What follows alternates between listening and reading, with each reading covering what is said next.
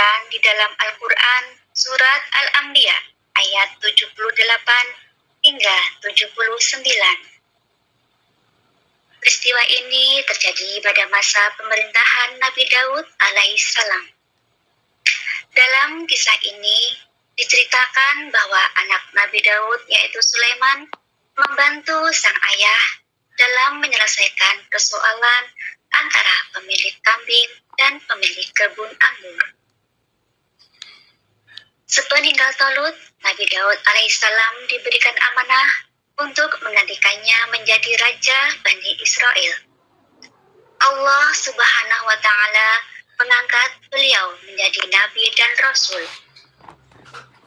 Selain itu, Allah juga memberikan beberapa mukjizat kepada Nabi Daud. Di antaranya, diturunkannya kitab Zabur kepadanya. Beliau dapat menggunakan besi hanya dengan tangan kosong. Nabi Daud memiliki suara yang sangat merdu. Semua orang yang mendengarnya langsung jatuh hati padanya. Nabi Daud adalah seorang raja yang adil dan bijaksana. Semua rakyat hormat kepadanya. Jika ada persoalan yang tidak dapat diselesaikan oleh kaumnya, tak jarang mereka menemui Nabi Daud agar diberikan solusi. Pada suatu malam, segerombolan kambing merusak kebun anggur milik seorang petani. Keesokan harinya, pemilik kambing mencari kemana perginya hewan-hewan peliharaannya yang tak kunjung pulang. Ternyata didapati kambing-kambingnya di sebuah kebun anggur. Astagfirullahaladzim, kambing-kambingku, apa yang telah kalian lakukan pada kebun anggur ini? Kenapa kalian hancurkannya seperti ini? Aduh. Tak lama kemudian, datanglah si pemilik kebun. Ia terkejut melihat penampakan kebunnya yang hancur.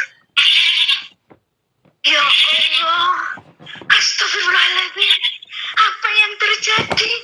Oh, kebunku.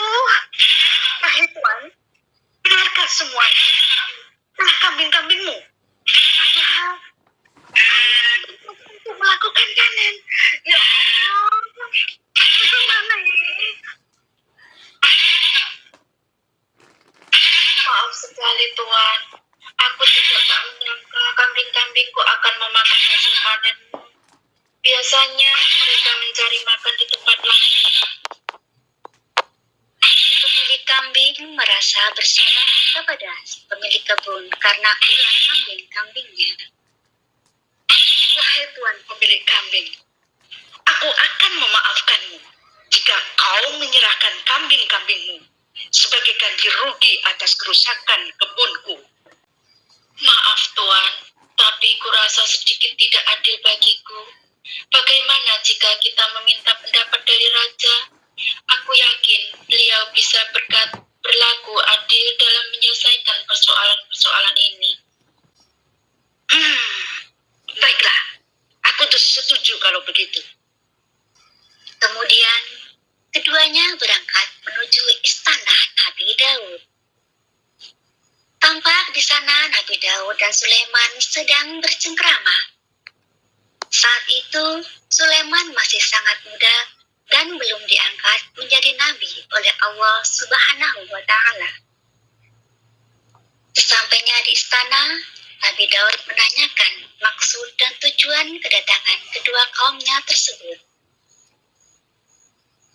Wahai sang baginda raja, tepatnya tadi malam, kambing tuan ini merusak kebun anggur milikku. Tidak hanya itu, kambing-kambing milik tuan ini juga memakan buahnya.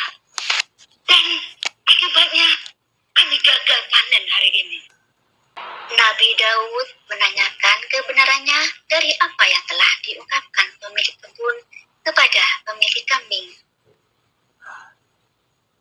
Benar wahai raja, ini kali pertama terjadi. Biasanya kambing-kambing itu tidak pernah mencari makan di kebun orang. Saya telah meminta ganti rugi kepada tuan ini. Namun, ia merasa keberatan. Akhirnya, kami memutuskan untuk menemui sang baginda raja. Kami yakin raja dapat berlaku adil dalam menyikapi permasalahan ini. Nabi Daud mendengarkan penjelasan dari keduanya dengan seksama.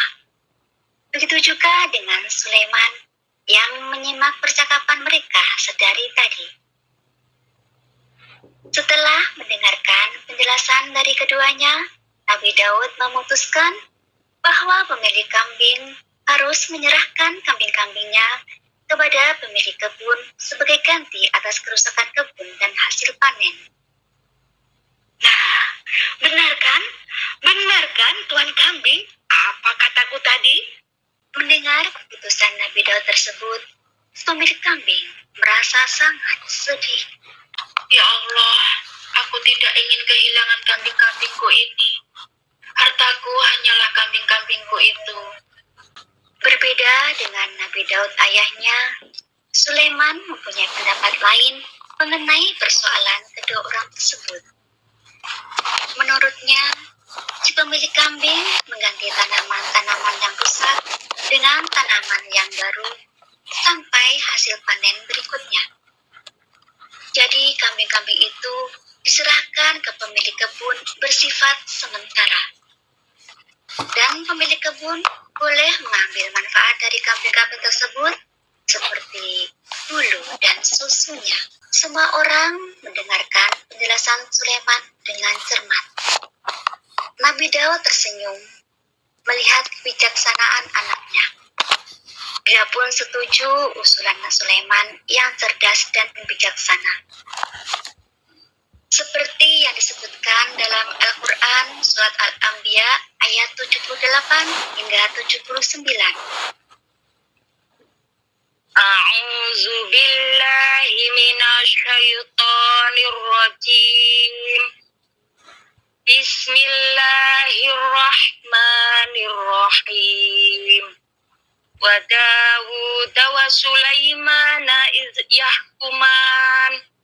yahkumani fil harsi iz nafashat fi wa namul qawm wa kunna li hukmihim syahidin fafahamnaha Sulaiman wa kullan ataina hukman wa ilma wa sakharna ma'a Dawud al-jibala yusabbihna wat-tayr wa kunna fa'ilin.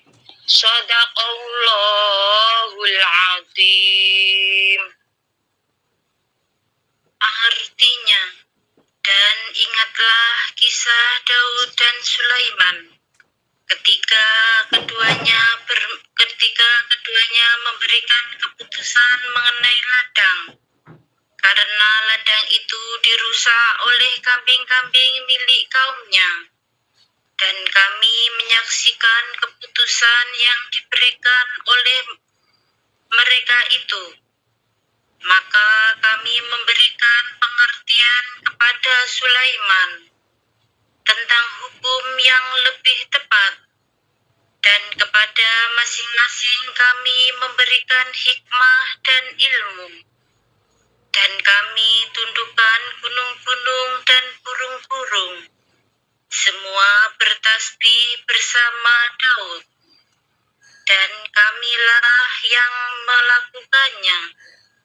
Kemudian Nabi Daud menanyakan kepada kedua kaumnya, apakah dapat menerima usulan Sulaiman? Iya. Saya menerima, wahai baginda raja. Alhamdulillah, terima kasih wahai raja dan Sulaiman. Demikianlah akhir kisah pemilik kebun anggur dan pemilik kambing pada zaman Nabi Daud alaihissalam. Pelajaran yang dapat kita ambil dari kisah ini diantaranya, yang pertama, hendaknya kita membiasakan diri untuk bersikap adil dalam menyikapi persoalan kehidupan, sehingga Tidak ada salah satu pihak yang merasa dirugikan. Yang kedua, jangan mudah berbangga diri atas kelebihan ilmu yang kita miliki. Seperti sikap Sulaiman yang selalu mengingat Allah. Karena sesungguhnya semua ilmu yang kita miliki atas izin Allah, bukan murni atas usaha kita sendiri. Wallahu a'lam bishawab. Salam.